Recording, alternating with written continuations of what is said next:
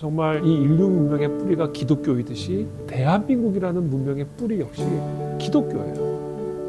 우리가 그리스도인이면서도 그리스도의 뜻과 배치되는 정치적 관점을 가질 수는 없는 거죠. 가르쳐주지 않았기 때문에 그리스도인들이 정치 영역에 대해서 자기도 모르게 그리스도의 뜻과 가르침에 배치되는 정치 지도자들을 지지하거나 정치적 입장을 지지하는 일들이 일어나게 되는 거예요. 이것은 결국은 사실상의 배교나 다름없어요.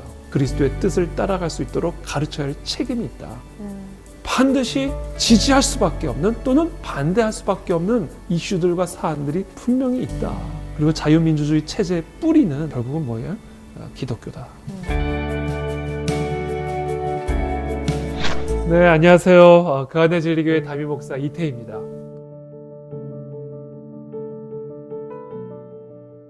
이번에 제가 이전에 출간했던 세계관 전쟁과 또 그리스도인으로 잘 사는 법에 이어서 이번에 저희가 새롭게 만든 출판사 윌버포스 아카데미의 첫 책이자 또 저의 세 번째 책 언덕 위의 도시를 출간하게 되었습니다. 목사님, 이번에 출간하신 책 언덕 위의 도시, 책 제목부터 굉장히 상징적인 의미를 내포하고 있는 것 같은데요. 우리가 보통 도시라고 하면 빛나고 웅장한 이런 이미지를 떠올리게 되는데, 그런데 표지를 보게 되면 좀 화려한 도시와는 대비되게 씨를 뿌리는 한 사람이 등장하게 됩니다. 네. 혹시 이러한 좀 강한 대비를 의도하신 이유가 있으실까요? 사실 언덕과 도시는 대조되는 개념이잖아요. 이 언덕은 사실은 황량한 황무지와 같은 개념이죠. 근데 도시는 화려하고 풍요로운 또 이미지잖아요. 완전히 말씀하신 것처럼 대조되는 이미지인데 그것을 가능하게 만드는 게 뭐냐면 바로 시죠, 시. 시는 작지만 그 안에 생명이 있어서 놀라운 열매를 맺게 되잖아요. 그래서 이 언덕 위의 도시라는 개념은 씨를 뿌리는 자가 되자. 말씀의 씨, 순종의 씨, 기도의 씨를 뿌려서 이 황량한 황무지와 같은 이 문명의 황혼 시대에 우리 그리스도인들과 한국교회가 순종의 씨, 믿음의 씨, 말씀의 씨를 뿌림으로써 신명기에서 하나님이 이스라엘 백성들에게 약속하신 것처럼 열방 위에 뛰어난 민족이 되는 그런 비전을 담은 개념이라고 말할 수가 있습니다. 그래서 제 책의 표지 모델로 19세기 프랑스의 사실주의 화가인 밀레의 씨 뿌리는 자, 그 그림을 상징적으로 저희가 채택한 거죠. 이 책을 읽다 보면 개인의 신앙을 넘어서서 지금 이 대한민국이 무언가 잘못되고 있다라는 느낌이, 이런 문제의식이 계속해서 느껴지더라고요. 혹시 목사님께서 보시기에는 우리가 잊고 있는 그 근본적인 가치가 어떤 건지 어떻게 생각하시는지 궁금합니다. 제가 인류 문명사적으로 보더라도 세상 사람들도 인류 문명의 역사를 BC와 AD로 기준을 삼잖아요. 예수 그리스도의 탄생 이전과 이후로 인류 역사를 분리한단 말이에요. 그러니까 그만큼 인류 역사에 있어서 그리스도의 탄생, 기독교의 탄생, 교회의 탄생이 이 인류 문명의 분기점이 된다는 얘기예요. 그래서 제가 예수님이 태어나시기 이전의 로마 세계, 예수님이 태어나신 이후의 로마 세계, 어떻게 달라졌는지, 그리고 예수 그리스도 이후에 초대교회가 탄생하면서 이 로마 제국이 결국은 기독교를 공인하게 되면서 이 로마 제국의 문명의 뿌리가 기독교가 돼버리는 거예요. 그리고 그것이 오늘날 우리가 누리는 소위 문명, 서구 문명의 기초가 된 거죠. 그것이 우리 조선 땅에서도 동일하게 일어나요. 예수 그리스도의 오심 이전과 이후가 나뉘어지듯이 서구의 선교사들을 통해서 기독교의 복음이 조선 땅에 들어오기 이전과 이후로 우리 대한민국의 역사, 조선의 역사가 달라지는 거죠. 정말 이 인류 문명의 뿌리가 기독교이듯이 대한민국이라는 문명의 뿌리 역시 기독교예요. 물론 한국교회가 완벽하진 않아요. 실수도 많고 어두운 면도 많죠. 그러나 기독교, 한국교회가 없었다면 지금의 대한민국은 존재할 수 없어요. 그것은 역사적으로 증명이 가능한 거예요. 그리고 많은 역사가들이 또 인정하는 바이고요. 지금 대한민국이 처한 이 위기의 본질은, 혼란의 본질은 정말 이 문명의 뿌리가 되는 교회와 기독교, 특별히 성경적 세계관에 기초한 그런 나라의 토대를 흔드는 것. 지금 이것이 지금 이 민족이 처한 문제의 본질이고, 그렇기 때문에 우리 한국교회와 성도들이 씨 뿌리는 자의 사명, 다시 이 문명의 씨, 말씀의 씨, 기도의 씨를 뿌려서 이 민족의 문명의 뿌리를 회복하고 지켜내는 것. 그것이 저는 오늘날 우리 모두의 시대적 사명이라고 저는 믿습니다. 그래서 그 내용을 저 책에 담았습니다. 책을 읽다 보면 정치 영역에 대한 이야기를 또 빼놓을 수 없는 것 같습니다. 정치라고 하면 본질적으로 원래 더 나은 세상을 만들기 위한 영역인데 왜 요즘은 서로를 설득하기보다 서로를 파괴하는 것처럼 보일까요? 우리가 흔히 왜 어디 누구 만나서 정치 얘기랑 종교 얘기는 하지 말라 그러잖아요. 그 이유는 이 두 가지가 사실은 밀접하게 연계가 되어 있기 때문에 그래요. 종교라고 하는 것은 세상을 바라보는 신념이고 관점을 제공하잖아요. 그래서 무슬림 사람들이 세상을 바라보는 관점과 그리스도인들, 불교 신자가 세상을 바라보는 관점이 달라요. 그 이유는 그들이 갖고 있는 신념과 믿음이 다르기 때문에 그래요. 그리고 그 신념에 따라 정치를 바라보고 정치를 하기 때문에, 그래서 우리가 흔히 누구 사람들 만나서 종교 얘기, 정치 얘기는 하지 말아라 그렇게 얘기하죠. 특히 교회 안에서는 정치 얘기하지 말아라, 쉬쉬하라. 맞아요. 그렇게 얘기하는 이유가 이게 서로 다른 관점을 가지고 충돌하게 되기 때문에 그런 거죠. 물론 우리 모두가 다 어떤 정치적인 부분에 있어서 동일한 관점을 가질 수는 없어요. 우리가 동일한 그리스도인이라 할지라도 어떤 정치적인 사안과 이슈에 대해서는 얼마든지 다른 관점과 입장을 가질 수가 있어요. 그러나 우리가 그리스도인이면서도 그리스도의 뜻과 배치되는 정치적 관점을 가질 수는 없는 거죠. 우리가 어떤 특정한 정치적인 관점에 대해서 자유로운 그런 입장과 관점을 유지하면서도 우리가 예수 그리스도의 가르침에 맞는 정치적인 입장, 정치적인 관점을 가르쳐 줘야 된다. 가르쳐 주지 않았기 때문에 그리스도인들이 정치 영역에 대해서 자기도 모르게 그리스도의 뜻과 가르침에 배치되는 정치 지도자들을 지지하거나 정치적 입장을 지지하는 일들이 일어나게 되는 거예요. 이것은 결국은 사실상의 배교나 다름없어요. 우리가 주여 주여 하면서도 주의 뜻을 거부한다면 그것은 주님을 거부하는 거잖아요. 그런 면에서 우리가 이 정치적인 영역도 절대로 우리가 그리스도의 제자도로부터 예외가 되는 영역이 아니기 때문에 저는 한국 교회가 우리 한국 교회 성도들에게 좀 더 적극적으로 정치적인 영역에서도 그리스도의 뜻을 따라갈 수 있도록 가르쳐야 할 책임이 있다. 그런 부분들을 제가 이 책에서 강조를 합니다. 그래서 정치 영역에서 목사님이 요즘에 굉장히 가불논박이 있는 진보냐 보수냐 이런 문제를 떠나서 결국은 누가 왕이냐의 문제다라고 말씀을 하셨어요. 네. 이런 표현에는 어떠한 의미가 담겨 있는 건지 조금 더 자세하게 설명해 주실 수 있으실까요? 제가 좀 전에 답변 드린 것처럼 우리의 왕은 예수 그리스도시죠. 그분은 우리의 주인이시잖아요. 그렇기 때문에 이 땅의 정치의 주인도 예수 그리스도십니다. 그 주님의 가르침에 부합하는 정치가 있고 주님의 뜻을 대적하는 정치가 있단 말이에요. 정치는 그리스도의 제자도로부터의 예외되는 영역이 아니란 말입니다. 네덜란드의 총리였던 우리 아브라함 카이퍼의 말씀대로 이 세상 어느 영역도 하나님께서, 우리 주님께서 내 것이다 라고 말하지 않는 영역은 한치도 없는 거예요. 정치도 당연히 예외가 아닙니다. 오늘날 우리 한국 교회 안에서 다양한 정치적 입장은 얼마든지 가능해요. 그러나 우리 그리스도의 가르침에 입각하여 그리스도인으로서 반드시 지지할 수밖에 없는 또는 반대할 수밖에 없는 이슈들과 사안들이 분명히 있다. 그리고 그 부분에 대해서 한국교회와 성도들은 명확한 입장을 가져야 된다. 그리고 그것이 세상의 소금, 세상의 빛의 역할을 감당하는 정치적 방식이다. 또 예를 들면 동성애, 동성결혼, 공산주의, 세속주의. 그리스도인이라면 이것을 반대할 수밖에 없는 거죠. 그리고 반대해야만 하는 거죠. 우리는 우리 마음대로 생각할 자유가 없는 거예요. 왜냐하면 우리의 왕, 우리의 주인은 그리스도이시기 때문에 정치적인 영역에서도 그리고 특정한 정치적 사안에 대해서도 우리의 왕이 되시고 주인이 되시는 그리스도의 뜻을 우리는 따라갈 수밖에 없고 따라가야만 하는 겁니다. 이제 그 부분을 제가 제 책에서 강조하는 거죠. 네, 책에서 또 다른 부분을 보게 되면 목사님이 대한민국의 이 성장 과정, 연대기를 서술한 거를 볼 수 있게 됩니다. 우리가 이 한 나라의 성장을 단순히 운이 좋았다라는 말로만 설명할 수 있을까요? 이건 운의 문제도 아니고요. 또 우리 민족의 어떤 능력의 문제도 아니에요. 여러분 대한민국과 북한을 한번 비교해 보세요. 이 대한민국과 북한은 원래 같은 민족이에요. 같은 DNA를 가진 한 나라, 한 민족이란 말이에요. 근데 북한과 대한민국은 너무 완전히 다른 나라. 아마 대한민국 국민 가운데 북한에서 살기를 원하는 사람은 한 사람도 없을 거예요. 그럼 이게 뭐냐? 이게 단순 운인가? 아니면 DNA의 문제인가? 아니면 두뇌의 문제인가? 아니라는 거죠. 뭐의 문제인가? 정치의 문제예요. 대한민국은 자유민주주의 체제라고 하는 정치 체제가 다스리는 나라고, 북한은 조선인민민주주의, 말 그대로 공산주의 주체 사상이 지배하는 정치 체제란 말이에요. 그리고 자유민주주의 체제의 뿌리는 결국은 뭐예요? 기독교다. 예수 그리스도의 가르침을 통해서 자유라는 개념, 인권이라는 개념, 평등이라는 개념, 이게 다 종교개혁의 열매들이에요. 그 종교개혁의 열매로 자유민주주의 체제가 만들어진 거죠. 그래서 이 미국의 역사만 봐도 정말 황무지와 같은 신대륙에 바로 그와 같은 성경적 세계관의 씨를 가지고 그 신대륙에 뿌린 자들, 그게 결국 지금의 미국의 문명을 만들어낸 거거든요. 조선은 정말 이 선교사들이 들어오기 전까지만 해도 우상숭배, 귀신숭배, 남녀차별, 거기에 자유와 인권이라는 개념이 어디 있어요. 여성들은 이름도 없었어요. 그런 조선 땅에 정말 놀라운 복음의 씨앗이 뿌려지면서 오늘날의 대한민국이 만들어진 거예요. 그리고 북한은 그 씨를 철저하게 다 제거하고 뿌리까지 뽑아서 다 태워버린 것이고요.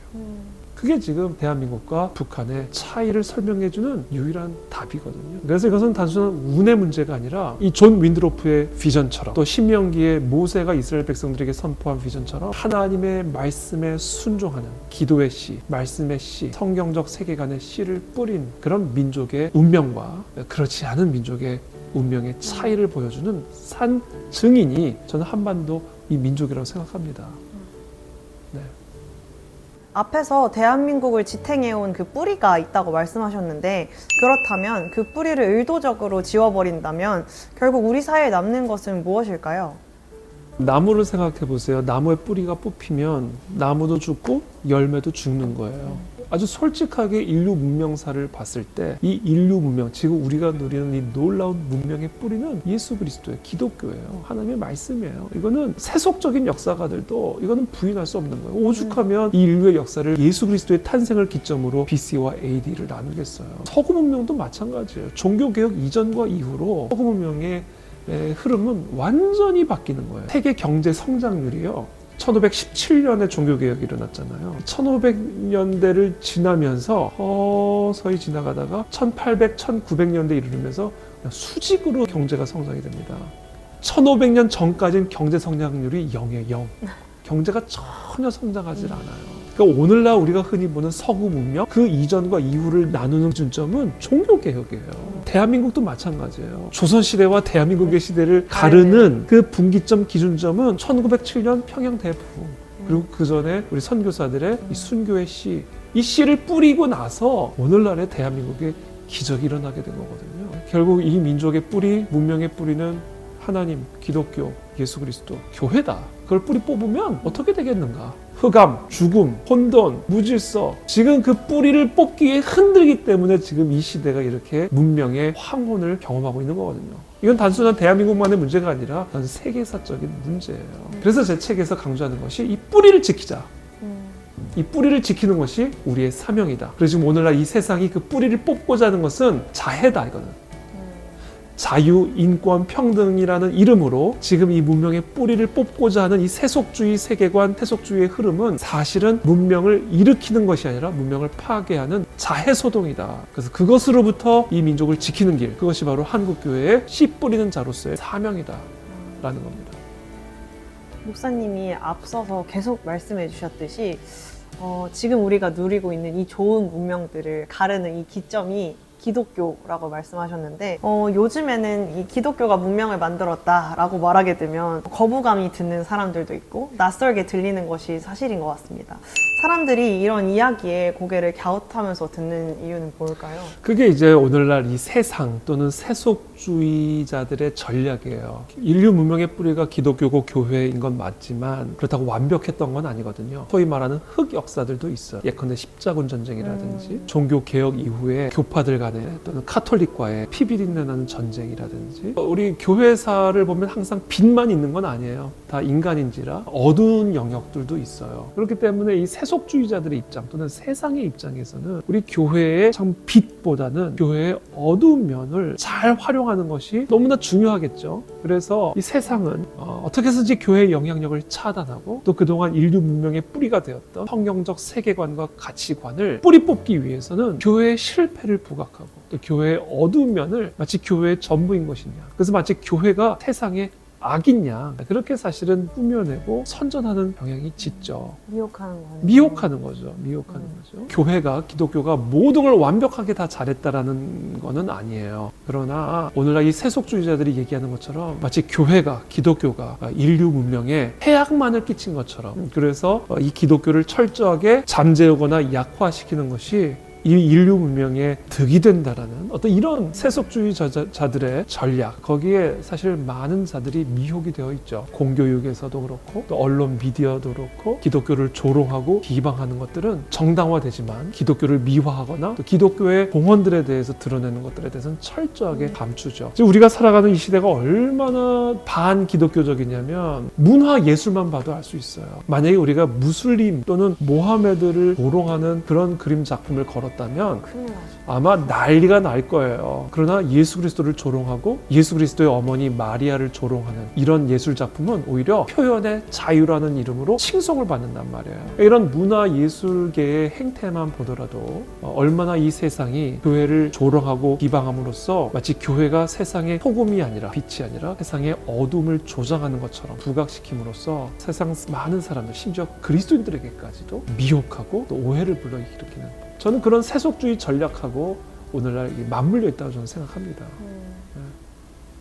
지금까지 말씀해주신 내용을 바탕으로 보면 책 제목인 언덕 위의 도시라는 개념이 결코 추상적인 이야기만은 아닌 것 그렇죠. 같습니다. 네. 네.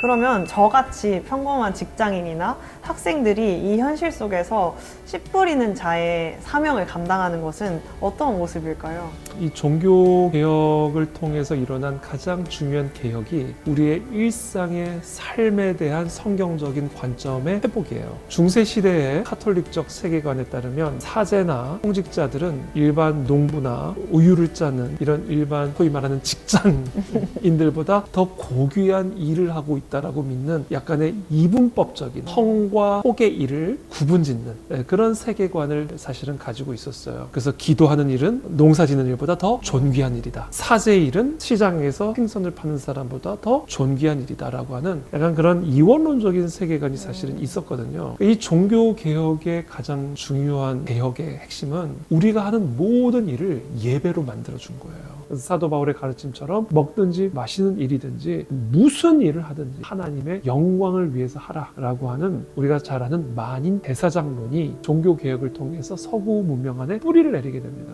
그래서 정말 초원에서 소 젖을 짜는 소녀, 소 젖을 짜는 게 그냥 하는 게 아니라 이게 진짜 하나님을 예배하는 일로 하는 거예요. 그러니까 성실하게 하겠죠. 밭에 씨를 뿌리고 곡식을 거두는 농부들이 하나님을 예배하는 행위로서 하는 거예요. 그러니까 무슨 일을 하든지 하나님에게 하듯 하고 하나님을 예배하는 행위로 하니까 당연히 문명의 발전이 일어날 수밖에 없겠죠.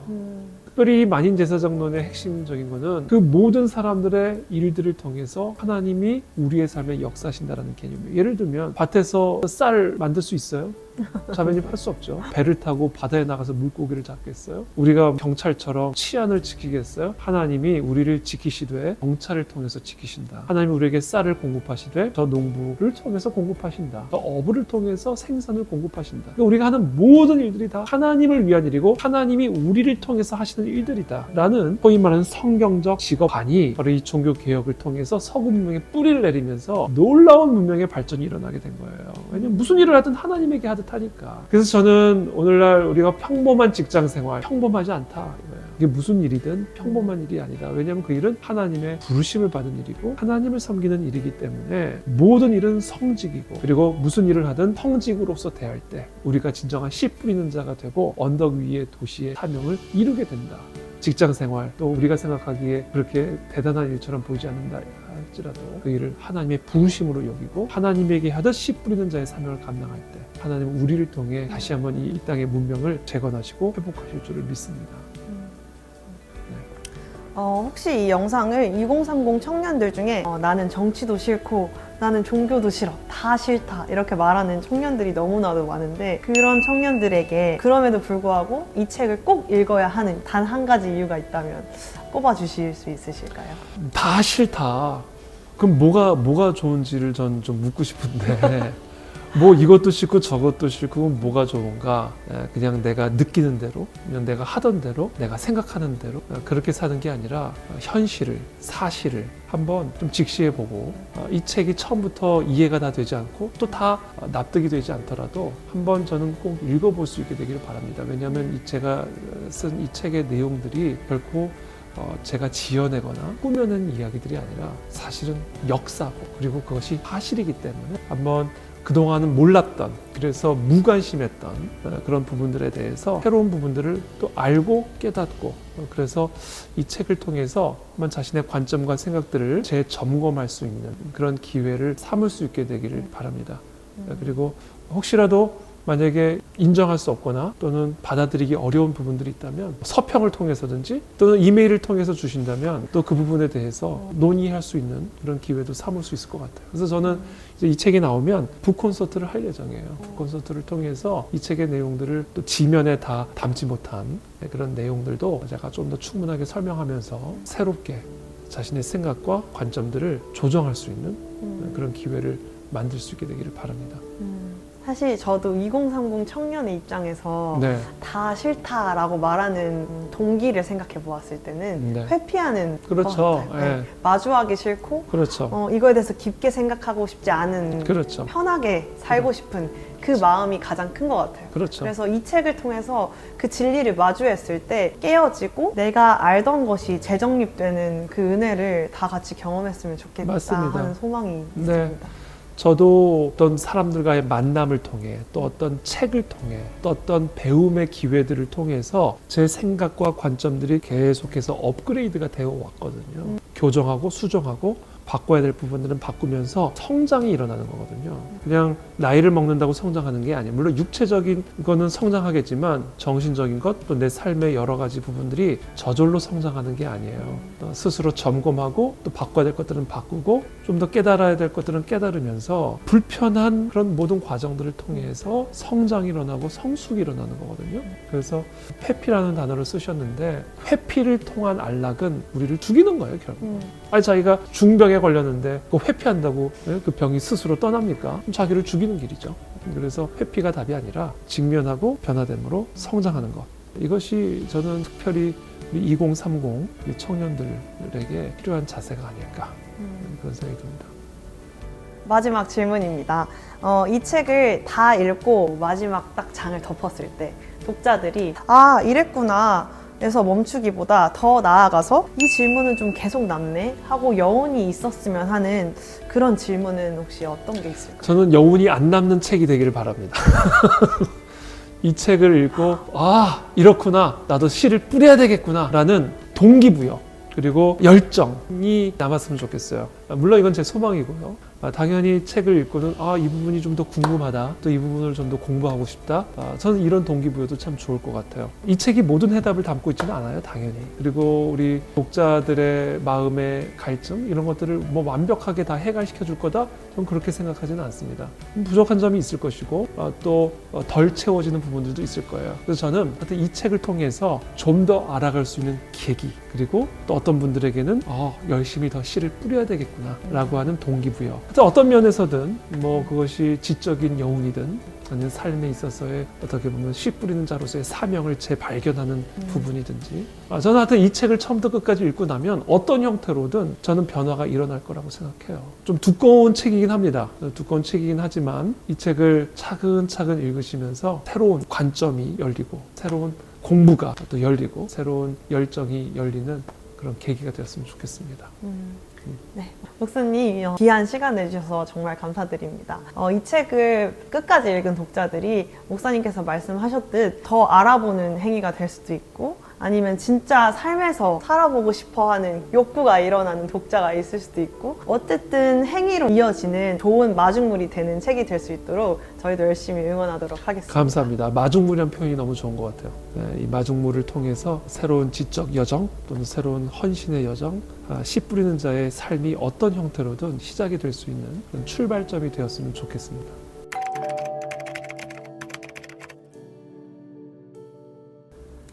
제가 이 책을 읽는 방법을 간략하게 가르쳐 드리고 싶습니다. 이 책이 한 600페이지 정도 되는 책이기 때문에 꽤 두꺼운 편이에요. 그래서 여러분들이 이 책을 보는 순간 책을 읽고 싶지 않다라는 생각이 드실 수가 있습니다. 그래서 제가 하여튼 이 책을 최대한 편하고 쉽게 읽으실 수 있도록 썼고요. 그리고 중간중간 그림 사진을 좀 삽입을 해서 여러분들이 편하게 책을 읽으실 수 있도록 준비를 했습니다.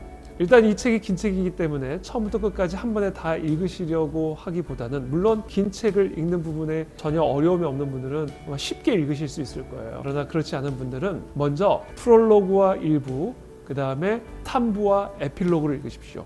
먼저 그렇게 읽은 다음에 2부를 읽으세요. 2부. 아마 그렇게 읽으시면 수월하게 이 두꺼운 책을 잘 소화하시리라 저는 생각이 듭니다. 물론 긴 책을 읽는데 문제가 없는 분들은 차근차근 다 읽으시면 됩니다. 그렇지 않은 분들을 위한 팁을 제가 드리는 겁니다. 사실 어떻게 보면 이 책이 두 권의 책을 한 권으로 만들었다고도 볼 수가 있어요. 그래서 제가 지금 말씀드린 것처럼 한 권의 책을 두 파트로 여러분들이 나눠서 읽으면 훨씬 수월하게 쉽게 이 책을 잘 읽으실 수 있을 거라 생각이 듭니다. 아무쪼록 이 책이 여러분들에게 도움이 되었으면 좋겠습니다. 감사합니다.